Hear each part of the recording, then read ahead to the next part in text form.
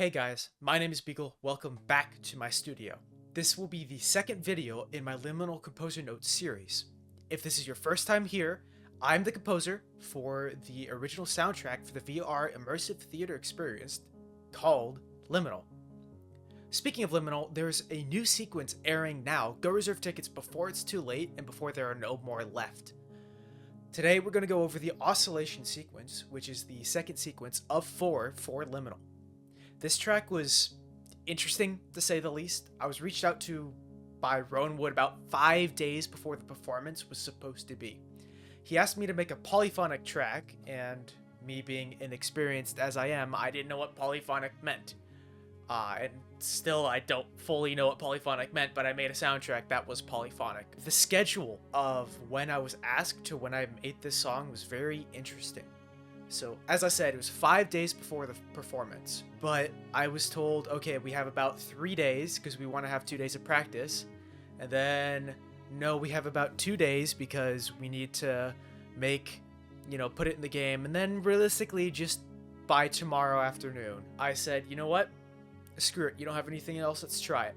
Alright, I'm going to do something different. I'm going to actually load up the file so you can see how long it actually takes to load one of these. Here it is.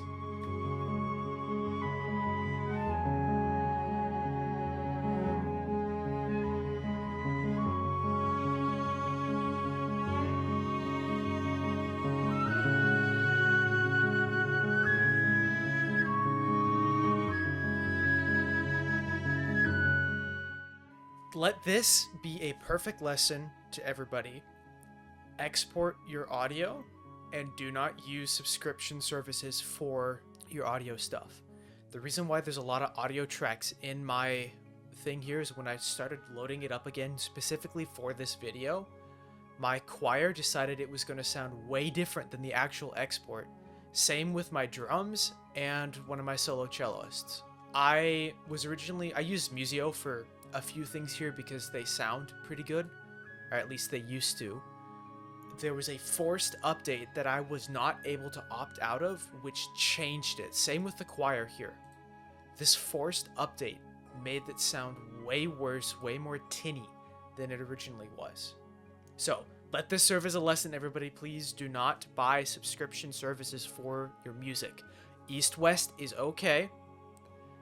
However, it's still $100 a year, and they can change it at any moment and make things not work or sound worse. So take my experience as a lesson. Now, I was reached out to by Rowan Wood about this a few days earlier, and he asked me to make a polyphonic song for what seemed like bees on a lotus, right? And I'll have a video down somewhere here while I'm talking about this here, showing kind of like some of the B-roll. You'll see it in my actual the song video itself, where each part represents a lotus. Blue lotus for piano, red for cello, green for the flute, and yellow for percussion.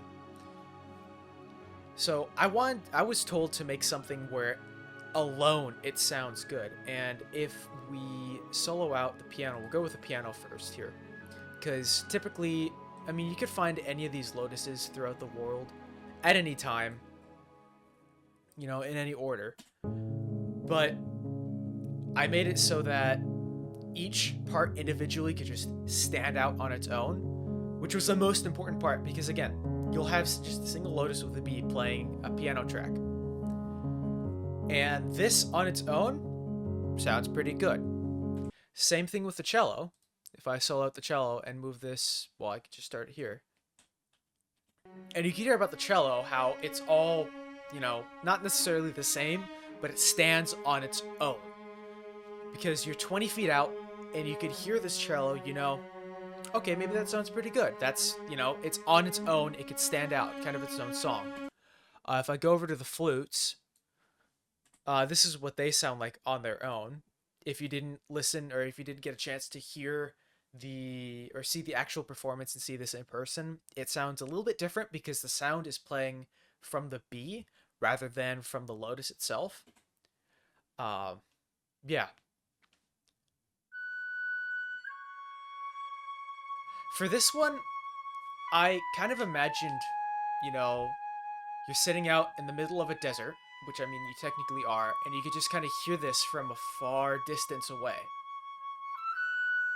And I thought, this kind of sounds pretty cool. And I did all this stuff, and I thought I needed more. I need something else.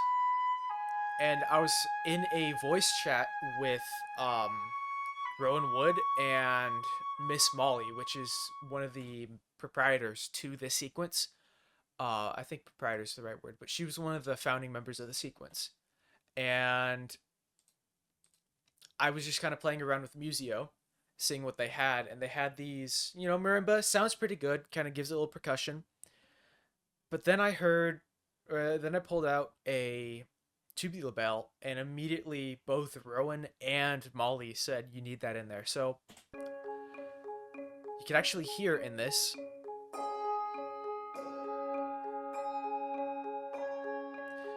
the lullaby, which, if you guys remember at all, the lullaby is if my piano will play, can you please play? I'm not selected on it.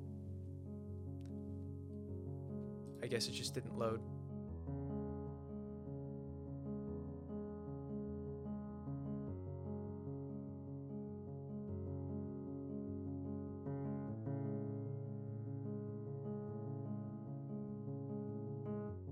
Okay, as I was saying before, Keybase decided to do something weird.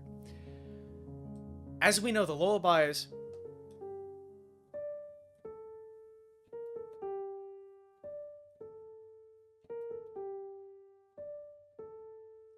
that was the leitmotif that Rowan Wood gave me initially to start with, and it was with a hand pan. I don't have any hand pans, any VSTs for hand pans because I never use them. But again, the original was, and I just took that with the handbells, as you can hear here, and I just kind of not reharmonized. I transposed it to a different key.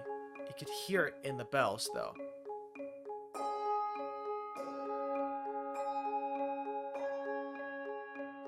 But that's just the drums, and this does stand out on its own in the world, and that was the most important part. Now, I wanted to do something, further something with the choir. Now, I had an issue again with the choir. Thank you, subscription services. I hate you with a passion. Where, as each lotus got put onto the pedestal, another voice came out. Another, and then on the final one, an entire choir pops out. I can't show you that, unfortunately, because my choir libraries have gone to crap, but this is what it sounds like all together. When all four lotuses are on the pedestal. Yeah, it's repeating, well, it's not repeating anything. It's repeating the same thing over and over again. It's just 4 chords or 3 chords going back and forth. But yeah.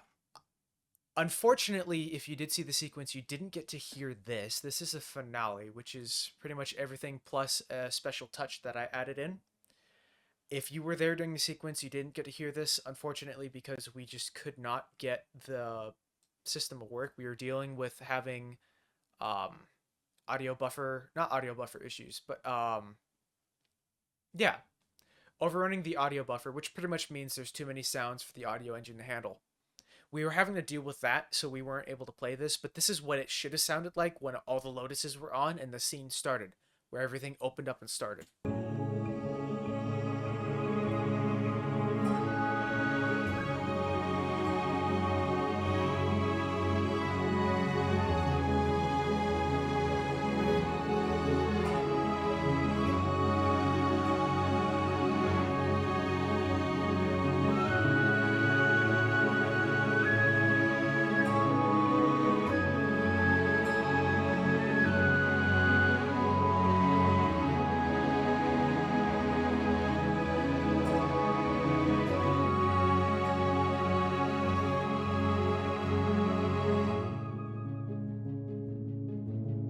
So, the reason why I decided to use a pair of flutes that we're doing, I think these will work, because I did use an actually good library. The reason why I used flutes that kind of fluttered, well, it wasn't just flutes. It was flutes, oboes, and clarinets together, creating kind of not chaotic, but half chaotic sound as they fluttered.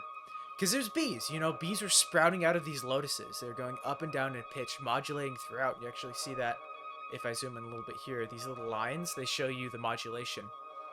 So throughout the entire thing, they should be playing roughly the same notes. Let's just see real quick.